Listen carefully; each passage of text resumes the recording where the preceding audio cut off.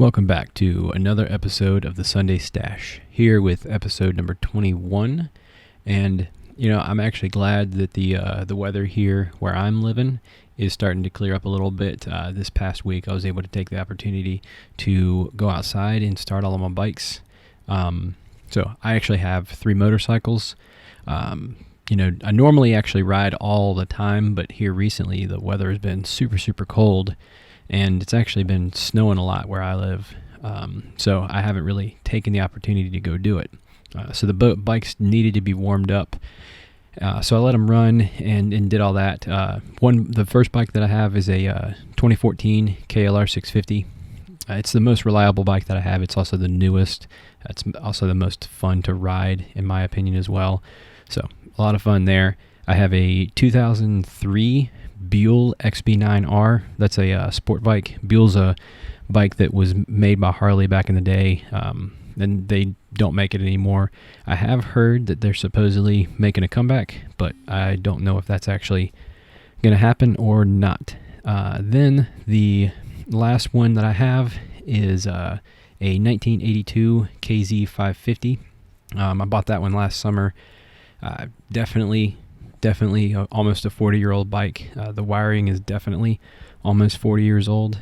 So I got some work to do on that. So it should be a good time this summer as I start to pack everything up to move and start actually getting my bikes and stuff up and ready to ride. That 1982 bike is a lot of fun to ride. So it's a good time to have all of those. So anyway, I will go ahead and get into my topics for the week. I've only got 3 of them. The first one does have a decent amount of stuff in it. It's the normal news from the week. So it's just a couple of topics that I got that I thought was pretty important. Then number 2 is my international soccer update. As usual, there was some Champions League games this past week, so I figure take an opportunity to talk about those.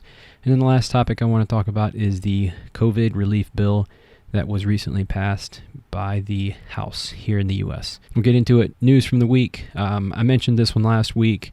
It's the protest / the coup that's happened in Myanmar. I did want to actually give a little bit of background on that. So, because it is a continuing story and it is pretty wild, the stuff that's happening over there, at least in my opinion. So, I admittedly don't necessarily know everything about the history of this country and the history of everything that's going on, but I am going to give it a shot in trying to put together some of the pieces of everything that happened here. Myanmar had military rule all the way up until 2011, in which their constitution was signed in 2008, I guess, which gave them a way to have a transition to a democratic government. So then eventually they got to the point where they did these elections, and in 2015, the National League for Democracy ended up taking power from the military, but the military still maintained 25% of the parliament seats. The military was also able to select one of the 2 vice presidents that the country has. So and I think personally, I think that sounds like a really odd deal for them to have, but I feel like if you're fighting for your freedom and you're negotiating, especially when you're signing a constitution, that might have actually been the best deal that they could have gotten if the military was sitting there and saying, hey, we're going to give up some power, you guys, and then we're going to become a democracy. They probably never would have thought that they would get voted out. So anyway, here in I think it was roughly last year, right around the same time that the U.S. elections happened, they held their elections. And the National League for Democracy ended up winning 396 of the 476 seats. So that's one particular party, and that's in their parliament. And then the military party, it's like a proxy party. It's a Union Solidarity and Development Party. They only won 33 of the seats.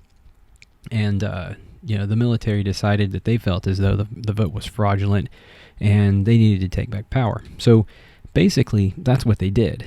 They placed all the members of parliament under house arrest and took the party leaders into custody.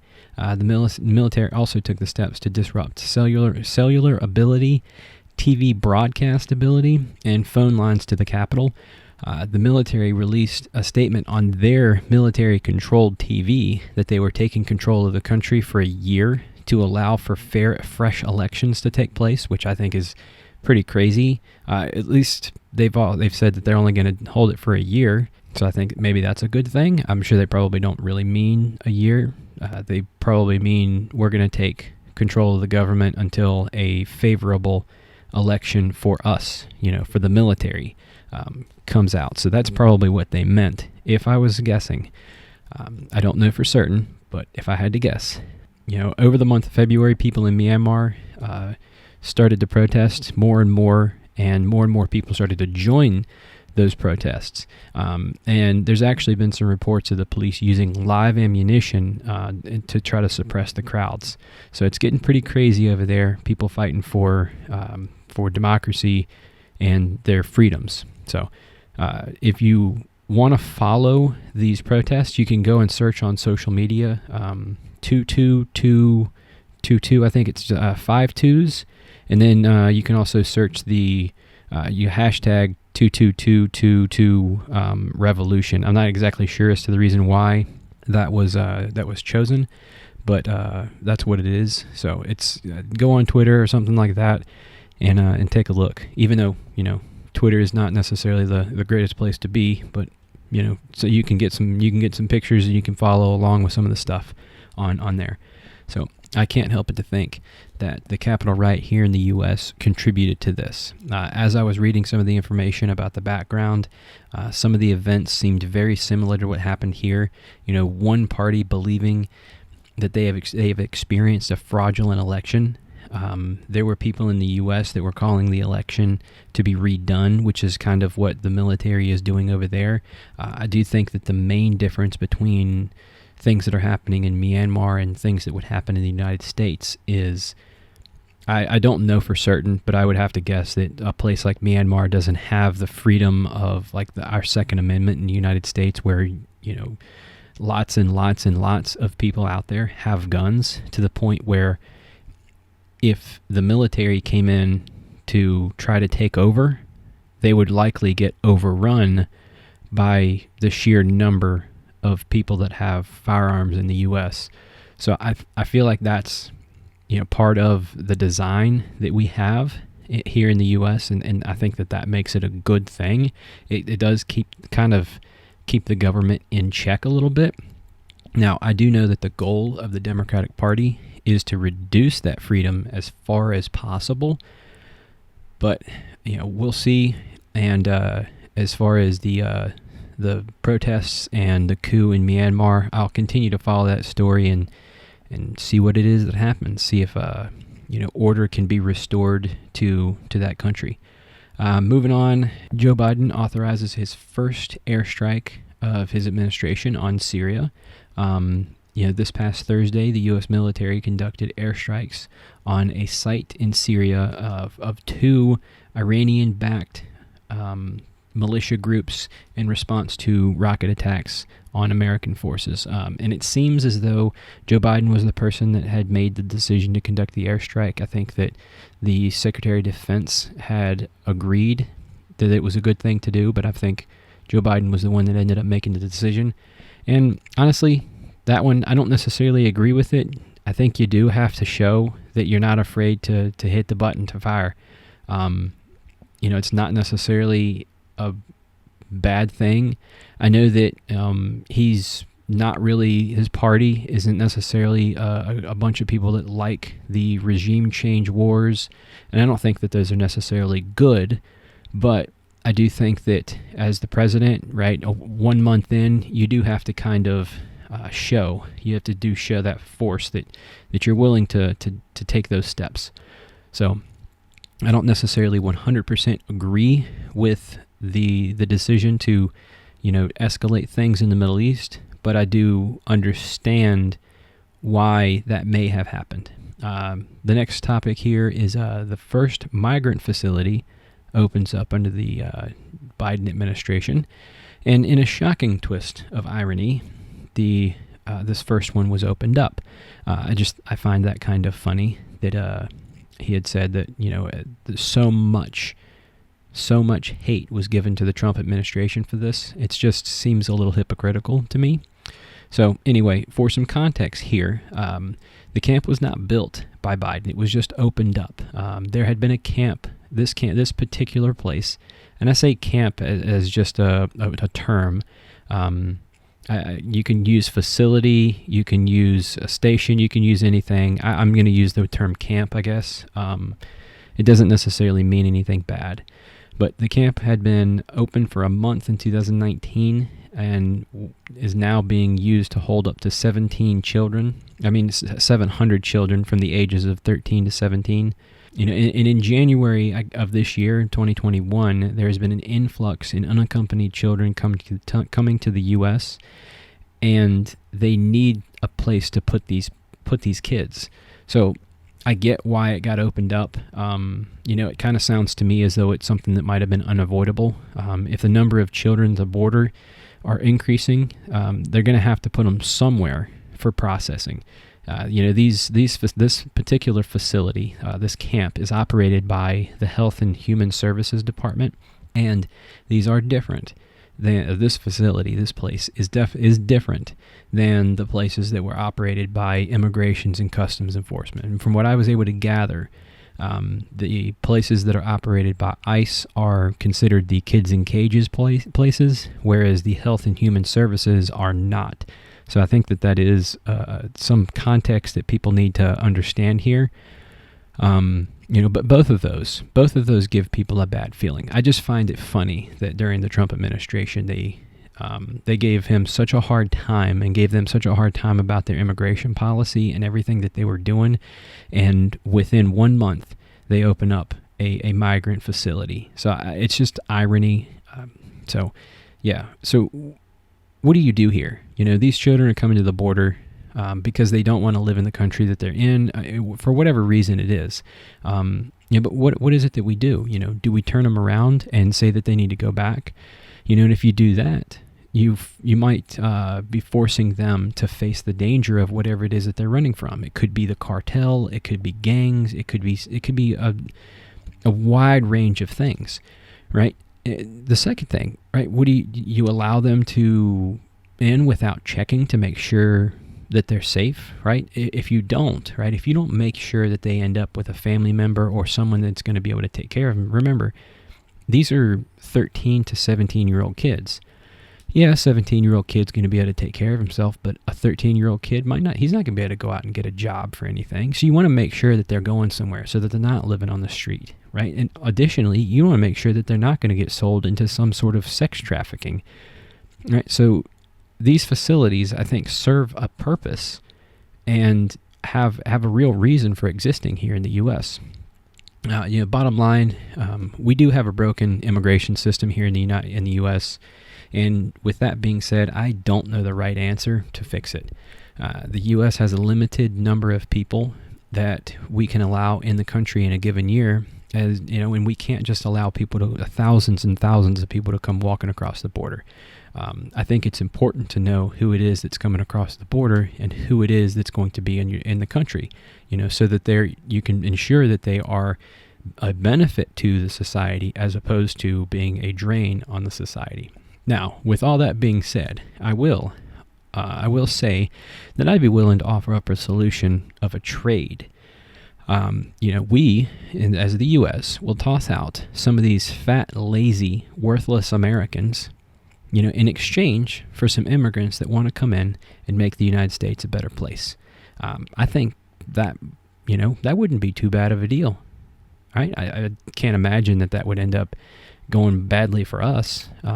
It might go badly for the country that we're sending the fat, lazy, worthless Americans, but I think that would also cause them to appreciate the things that they've got. Just being born in the U.S. doesn't mean that you can be an absolute just lazy piece of shit. And I think that Americans need to understand that.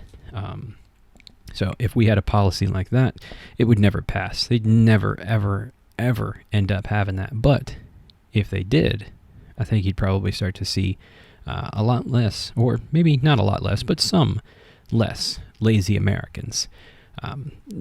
You'd have to actually start seeing some people get sent to foreign countries or something like that to actually shape up, I think. Anyway, I think that the administration is doing all that they really can. Like I said before, I just find it funny that they give such a hard time to Trump's policies, to all of this, and they don't ever really have anything to say when their own party ends up making the same thing. So it's just funny to think of. All right, moving on. The U.S. declassified a report linking the Saudi crown prince to the killing of the journalist Jamal Khashoggi. And honestly, this doesn't really surprise me at all. I think from the very beginning, everybody kind of knew that they were behind the killing of Khashoggi. And, I'm not surprised at the fact that there aren't going to be any repercussions for Saudi Arabia, because even though they were behind the killing, keep in mind that they probably have known for a while, even under the Trump administration. This was a declassified report, I think, from the intelligence community. So it's not like this is like brand new information. They all knew that this is what it was going to be, right? The report most likely was developed under the Trump administration, and now it's just been released under the Biden administration. And the Biden administration is the one that's going to end up having to take the heat for it. And the reality is that whether or not it was Trump's administration or Biden's administration, neither of them are going to do anything. It's just the way that it's going to be. I know that back in the debate, Joe Biden had said that he would punish the Saudis and not sell them any more weapons, but nothing's going to end up being done there. This was always going to be the choice. Saudi Arabia is too much of an ally and a purchaser of weapons from the United States to do anything to them, right? And in the same statement where Joe Biden condemned the crown prince, this was back in one of the debates, he also said that we should make it clear that we stand for human rights when it comes to China and the Uyghur population. But just last week, Joe Biden said that China is a different culture and he isn't going to tell them how to do things. Now that's paraphrasing, but he did say something about them being a different culture. And honestly, in his defense, he probably honestly doesn't even remember saying any of that stuff. The only reason anybody knows that he said it is because it's on video. So in light of the airstrikes and the story on the border and all of this other stuff, I think that it's, the thing that comes to mind is the Who's song, Won't Get Fooled Again. And I'm not talking about George Bush here in his can't be fooled again statement. I'm mainly talking about the end where they say, meet the new boss, same as the old boss, and realistically, think about it. Is Joe Biden any different from any of these other presidents? Is he going to be any different from any of these other presidents? Are they going to come in and actually change much of anything? Or is it just going to be the same way that it always has been, right? We're going over to the Middle East for oil, and that's it. We're not going to end up tapping into anything that we've got. We're going to use all the oil that they have. I don't know. I just don't think that much of anything is going to end up changing. And I guess the question now becomes, how many things did Joe Biden say on the campaign that were just outright lies, right? Is he going to stick to anything that he said? Or is there 80 million people that have just been bamboozled in this election? I don't know. So we'll see how any of this goes, and see if Joe Biden has the guts to stand up to Saudi Arabia or China. I don't think he will. They're too big. They're too powerful. It's kind of like the banks in 2008, too big to fail, right? I don't think he's going to do it, but we'll see. So, last story here from the news. Anyone remember the story from a couple of years ago about this girl that was from the UK that decided that she was going to leave the UK and join ISIS, and later made the decision to want to return to the UK? Well, the UK Supreme Court decided that she cannot return to Britain while she fights for her citizenship. She is not allowed to return. And I think a lot of it had to do with like national security issues and stuff like that. So for some background on this story, back in 2015, a young schoolgirl, I think she was 15 at the time, her name is Shamima Begum. She left the UK to join ISIS. Now, in February of 2019, evidently she was missing for a while and no one knew where she was. That's what I've been able to find or to figure out. So in February of 2019, she had her citizenship revoked on national security grounds. Some people consider that a human rights abuse, but at the end of the day, she did join a terrorist organization. And I'm not saying that she doesn't have human rights, but she joined a terrorist organization. I would say maybe she gave up her right to citizenship when she did that. She left the UK for Syria, and she joined a terrorist organization.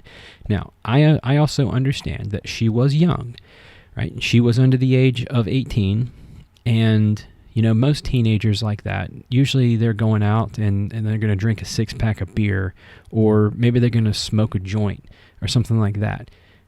That's their rebellion. I kind of feel like she's kind of taken this whole rebellion thing to a whole new level. So I don't know if her age at the time is going to factor into this.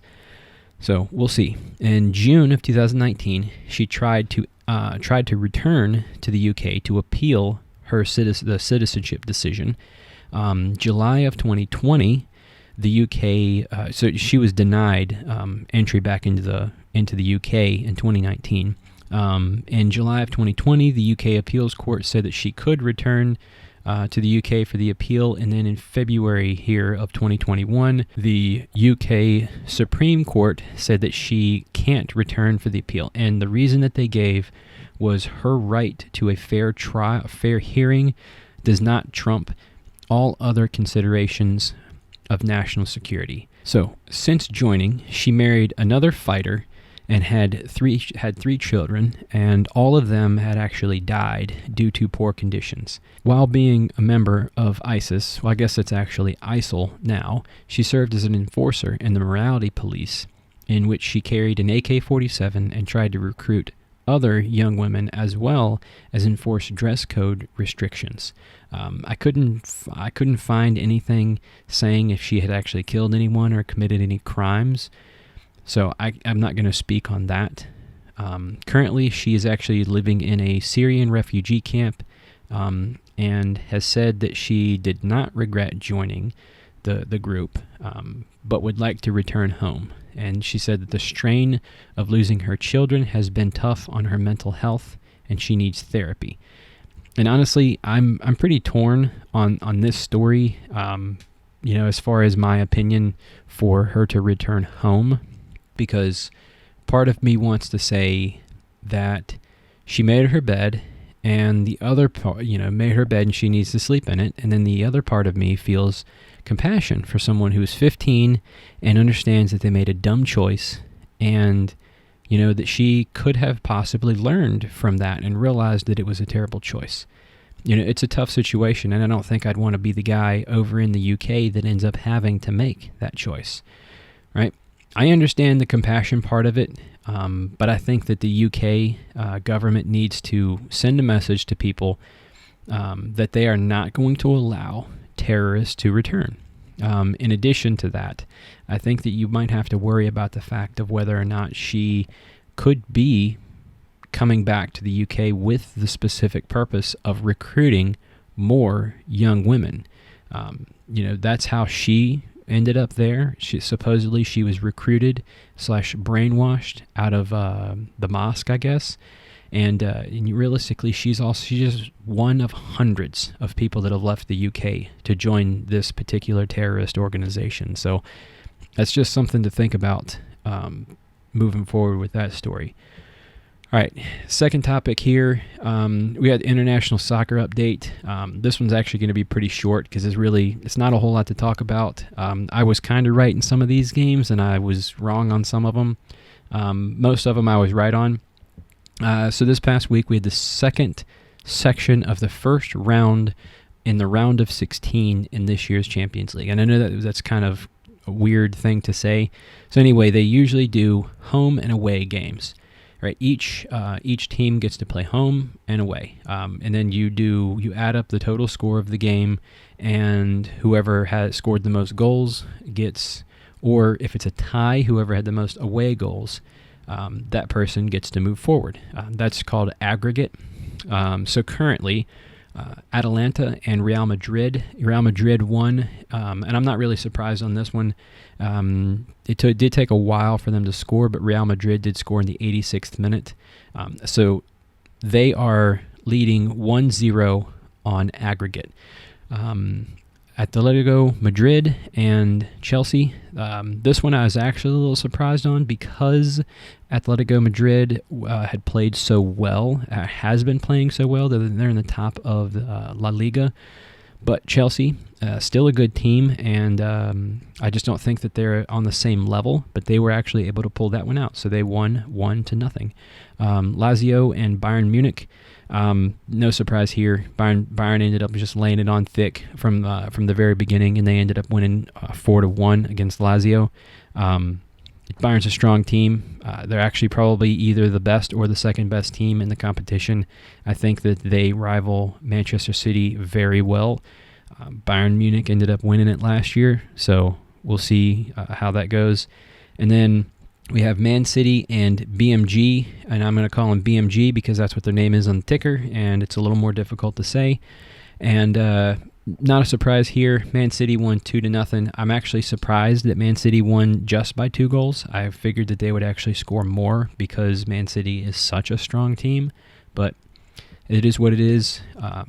You don't necessarily need to blow a team out to win, especially when you've got 2 games to play. Now, these teams like Lazio, they have to end up scoring at least 3 to tie. And I don't know who was the home team there, but if they whoever scores the most from most away goals ends up winning. All right, so the last topic of the day here is going to be the COVID relief bill, and as if anyone would be surprised that the House of Representatives, that has a Democratic majority, did this. They passed the COVID bill, and it had a whole bunch of stuff that wasn't even really related to COVID.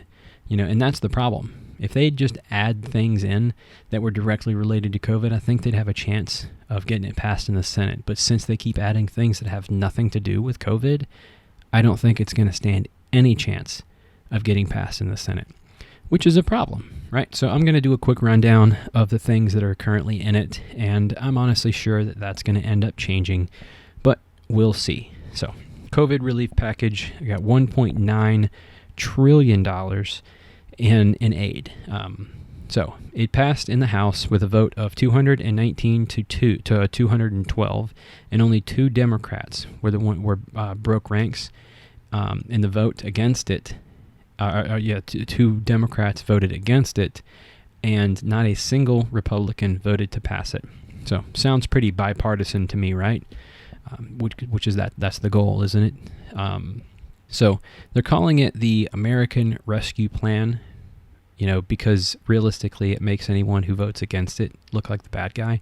And when you call it something like the American Rescue Plan, it allows you to throw in all kinds of extra things. If they'd have called it the COVID-19 relief package or the COVID-19 relief bill or COVID relief bill or something like that, if they'd have called it something like that, everybody would really heavily criticize them for it. But if you swap the name up, you just label it as something different, you can basically do whatever the hell you want to do. And that's the way it works, I guess. So what's in this bill? I got my information from the Washington Post. I certainly was not going to go and read this bill. I was planning on staying up tonight, so I don't want to read this and fall right to sleep. So Stimulus checks, supposed to be $1,400 in stimulus for people earning less than $75,000 a year, $2,800 for married couples earning less than $150,000.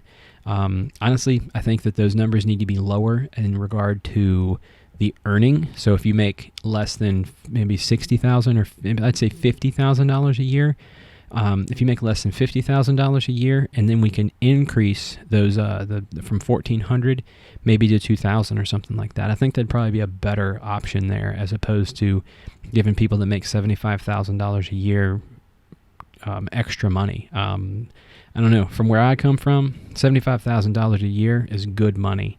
So maybe it's not a whole lot of money in New York or California or something like that, or Los Angeles, but where I come from, $75,000 a year, that's good money. So in addition to that, unemployment insurance, I'm pretty sure I got these numbers right. They're going to add $400 to the unemployment benefits. I think that's an increase from $300. Those unemployment benefits are set to expire in March, and they're going to try to extend those out to August. So that's anybody who's, I think it's like 19 million people in the U.S. that are unemployed right now, so it's not so good. And honestly, I think it's about time that the states start to open up. As the vaccine is rolled out in some of these other states that aren't open, they need to take a look at the job that Florida and Texas is doing and, mirror their reopenings to those. They need to get out there and they need to start working. I don't think we can really, not afford, but we shouldn't have so many people on unemployment for so long. 19 million people is a lot of people. So anyway, the next one, minimum wage. This is a bit of a hot topic right now. The proposal is to raise the minimum wage from the current level of $7.25, which was established in 2008, I think, and it's going to raise it to $15 an hour. I do think that something needs to be done since it has not been increased in a very long time, but I don't think that this is the right option. I don't think this is the best option. $15 is not the same everywhere, right? The value of money and the potential for earning ability is different in places like New York and Los Angeles to pretty much everywhere in rural America. They're just different places, right? $75,000 a year, as I'd mentioned earlier, where I grew up, was good money.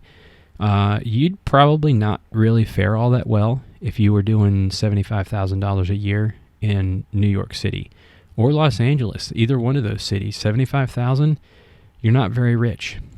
And you can go and look at housing prices and everything. And you can go and look at housing prices and everything to determine that, the cost of living is definitely different in all of these places.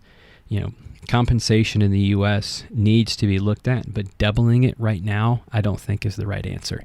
The next thing, pandemic response. This has something to do with COVID, right? $50 billion is set aside to fund COVID testing sites and contact tracing. $19 billion is to increase the size of the public health workforce. $16 billion to fund vaccine distribution.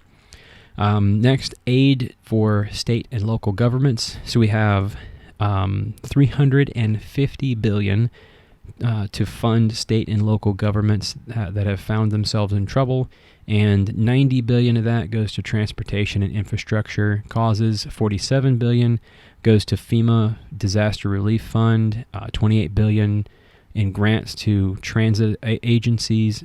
$11 billion to airports and aviation manufacturers. $2 billion to Amtrak. Then an additional $12 billion is added for airlines to freeze the layoffs through September. And honestly, this last item, I remember back last year at some point, everybody was giving the airlines a lot of shit because they thought that the government was going to go and bail them out. And this issue arose because over the last few years, the airlines had actually been doing a lot of stock buybacks. And essentially all they were doing was enriching the shareholders as opposed to keeping the money for a situation such as this or maybe some other financial disaster. Moving on, schools and childcare. There's $130 billion for K through 12 education. It's used to improve ventilation, reduce class sizes, provide PPE, and assist in implementing social distancing. $40 billion for colleges and higher education, and I think it was half of that money, so about $20 billion, was supposed to go to emergency financial aid and grants to prevent hunger and homelessness for students. And I'm surprised they actually didn't throw anything in here for the student loan relief, since they were throwing a whole bunch of extra money in there. But I guess they probably didn't want to double the price of all this, because I think student loan debt right now is like $1.8 trillion. So it's pretty high up there. Next, we got $40 billion will go to child care through the Child Care and Development Grant Program. Then $1 billion for the Head Start program that helps low-income families. Next one is assistance with food, $5 billion to EBT. That's electronic benefits transfer. It's basically food stamps, in which honestly I think that this is a really good program. It's there to help families that are in need, and I say it's a good. I personally have experience with it because when I was a kid, I remember I was probably like 12 or 13 or something like that, and I just remember talking to my mom about us having it. I grew up poor. I didn't really have much of anything, and I just remember for a portion of time, I think it was about a year until my mom ended up finding a better job, we actually ended up having food stamps and everything. So I definitely agree that is a good program, and it's there. I'm surprised that they were only going to give $5 billion to that. So especially when they're giving $350 billion to other areas. It's $1.9 trillion, and you're going to give $5 billion of it to the EBT program. Maybe I'm wrong. Maybe I'm looking at it in the wrong aspect, but I don't know. So $30 billion for rent and rent assistance and relief for homeless. $10 billion for mortgage assistance. Business relief and retirement security. We got $25 billion in grants for restaurants and bars that have lost revenue from the pandemic. Realistically, here's an idea. Maybe you should let them open up. Maybe that would solve their problem. Maybe that would allow for people those businesses to make a little bit of money, and you wouldn't have to spend $25 billion on it. $15 billion to fund economic injury disaster loan advance of $10,000 per business, and then we have $58 billion in grants for multi-employer pension plans, and they're changing the rules for the single employer pension rules. Changing the rules for the single employer pensions. So then healthcare coverage, the bill reduces premiums for low and middle income families, and I didn't actually see the Washington Post say anything about the income level for that, but it's low and middle income families by increasing the Affordable Care Act's tax credits for 2021 and 2022. So moving forward from here, that's all the stuff in there. That's all the stuff that the Washington Post had. Like I said, I'm not going to go to the actual bill and read the actual bill because I'm sure it's actually absolutely ridiculous, and it's probably written in all that legal speak to where you can't even really actually understand it anyway. So moving forward from here, they need a majority in the Senate to pass the bill. I don't think that that's actually going to happen. I think that there's going to be some senators that realize that some of the stuff in this will actually hurt the economy and that they're going to vote no. And honestly, I wouldn't be surprised if it was Joe Manchin from West Virginia. He was trending on Twitter here a couple of weeks ago regarding all of the stuff with, I guess, just him being in opposition of some things that the Democratic Party had. I just hope that he's ready, or whoever it is that does it is ready for the Democratic Party to disown them, because that's how it works, right? You can't, if you vote for something that your constituents would be opposed for, right, then you get disowned by the party as a whole, right? And this is the wild thing, is that like the people that live in West Virginia don't believe and don't have the same problems as the people that live in New York, or the same problems as the people that live in Colorado, or the same problems as the people that live in Florida, which is the reason why they all have local representatives. They all have 2 state senators, right? They have all these people so that those people can actually take care of the problems that they have for themselves in their own cities, their own states. And it shouldn't be Joe Manchin out here making the call for what happens to the guy in West Virginia, in New York, just as it shouldn't be Chuck Schumer in New York making the decision as what happens to the guy that lives in El Paso, Texas. The big issue with all of this is that the bill is written in a way that the Dems know that it won't pass. They write these things that way on purpose, and I think it's for two reasons for the Democrats. Right? It allows them to vote yes and look like the good guy. That's reason number one. And reason number two, it allows them to hammer anyone who votes against it, right? And what I mean by that is when you label something the American Relief Act or American Relief something, the COVID Relief Bill, you would label it that, and then you put a whole bunch of bullshit in there.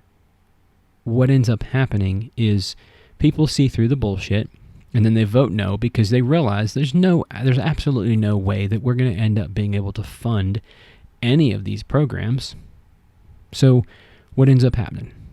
They vote against it, and then you as the Democrat get to basically say that they don't care about Americans, right?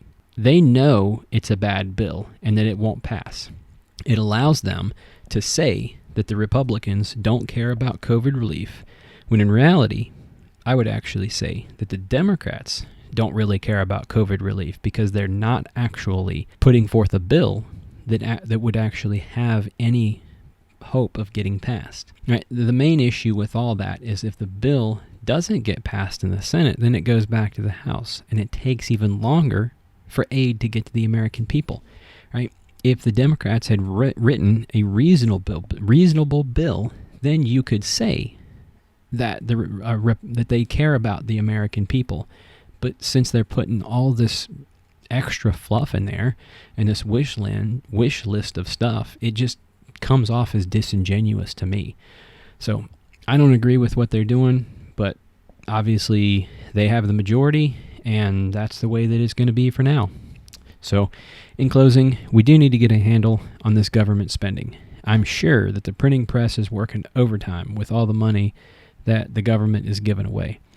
We will see how things will go over the next few weeks and months and years to see if this bet pays off. The thing that kills me is now that I've actually started to make a little bit of money and from some investments that I've done. Inflation's about to kick in, and now all that money that I've made isn't going to be worth as much. Although I got absolutely just blitzed in the stock market last week, so we'll see what happens there. So anyway, I blame all the boomers and the generation that came before them on all of this stuff. They're the ones that made these decisions, and they're the ones that kind of screwed our government up. And people like Nancy Pelosi and Joe Biden, who have been in the government for federal government at that, have been in there for years, 20, 30, 40 years. So we'll see how that goes. My question of the day is, we're looking at this $1.9 trillion in aid. If it's passed as is, how much of that money is actually going to make its way to the everyday Americans? Right?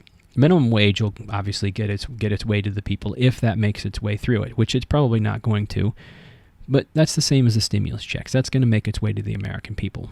But the real question is something like the $30 billion that's set aside for homelessness. How much of that $30 billion is actually going to find its way to helping the people that have the problem? Right? I would actually personally say it's probably going to be less than half.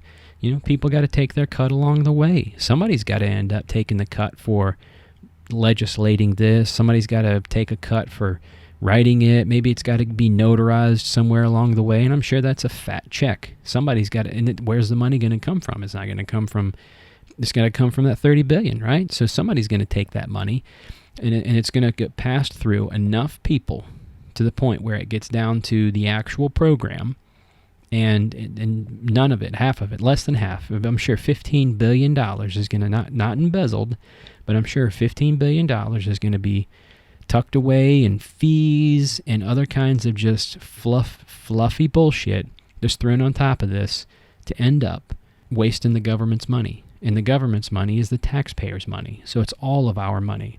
So But as long as the people are making decisions, the people that are making the decisions are bought off by the very same people that they end up legislating to give money to, nothing's going to ever end up changing. So maybe we should think about all of the decisions that these people are making as we move forward, and think about all of these things when the midterm elections come around, and maybe the presidential election comes around, and maybe take a hard look at the people who are not living up to the things that they actually said that they were going to do. So think about all that stuff, and we'll see what happens. So that's all I got for today. Be sure to like, share, comment, and subscribe.